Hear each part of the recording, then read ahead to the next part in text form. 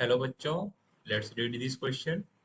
A stone is thrown by aiming directly at the center P of a picture hanging on a wall. The stone leaps from the starting point horizontally with a speed of 6.75 meter per second and strikes the target at point Q, which is 5 centimeter below P. We have to find the horizontal distance between the starting point of the stone and the target. Let's see students, इस question में हमें क्या आ रहा है. Let's say this is a stone and this is the vertical wall, और इस vertical wall पर point P है जिस पर टारगेट करके इस स्टोन को हॉरिजॉन्टली थ्रो किया जाता है. बट ग्रेविटेशनल फोर्स होने की वजह से ये कुछ यूं पॉइंट क्यू पर हिट करता है और पी क्यू की डिस्टेंस हमें 5 सेंटीमीटर दी गई है और जिस स्पीड से इस स्टोन को थ्रो किया गया था उसकी वैल्यू हमें दी गई 6.75 मीटर पर सेकेंड. सो हमें horizontal distance between the starting point and the target निकालना है. यानी पॉइंट क्यू से जिस पॉइंट से इस पार्टिकल को थ्रो किया गया था उन दोनों के बीच की horizontal distance D find out करनी है. So please note the key concept of this question. In A projectile motion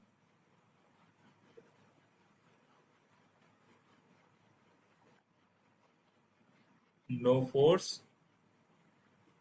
acts on an object in horizontal direction but in vertical or y direction gravitational force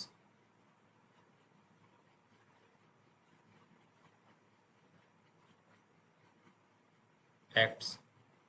So students, in x direction no force was acting, so हम कह सकते हैं horizontal distance d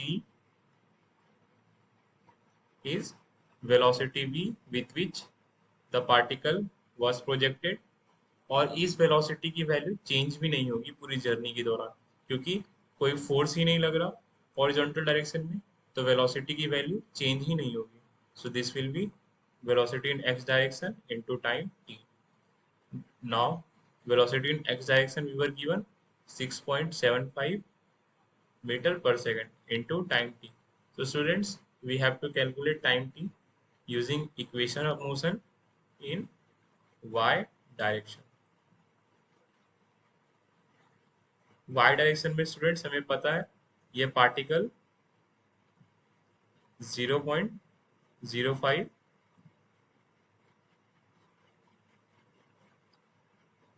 metre distance travel की है because it was projected from here and it hit the vertical plane 0.05 meter below from where it was hit. So y direction में हम second equation of motion use करेंगे.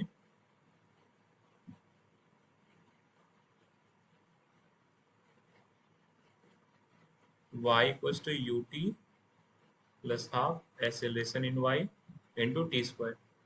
Initial velocity in y direction 0 थी, so this whole term will be 0 and y हमें कितनी दी गई है 0.05. half is acceleration due to gravity g into t square. यहाँ से हम 0.05 into 2 अपॉन z की value 10 equals to T square लिख सकते हैं. So T square is equal to 0.1 upon 10. यहाँ से टी स्क्वायर की वैल्यू लिख सकते हैं 1 upon 100. So T equals to 1 upon 10 seconds, that is 0.1 seconds. अब हम t इक्वल्स टू 0.1 सेकेंड इस इक्वेशन में पुट कर सकते हैं d equals to 6.75 into 0.1 second. So students यहाँ से हमें हॉरिजॉन्टल डिस्टेंस की वैल्यू मिल गई 0.675 मीटर्स। आई होप आपको ये कॉन्सेप्ट समझ आया स्टूडेंट्स। Thank you.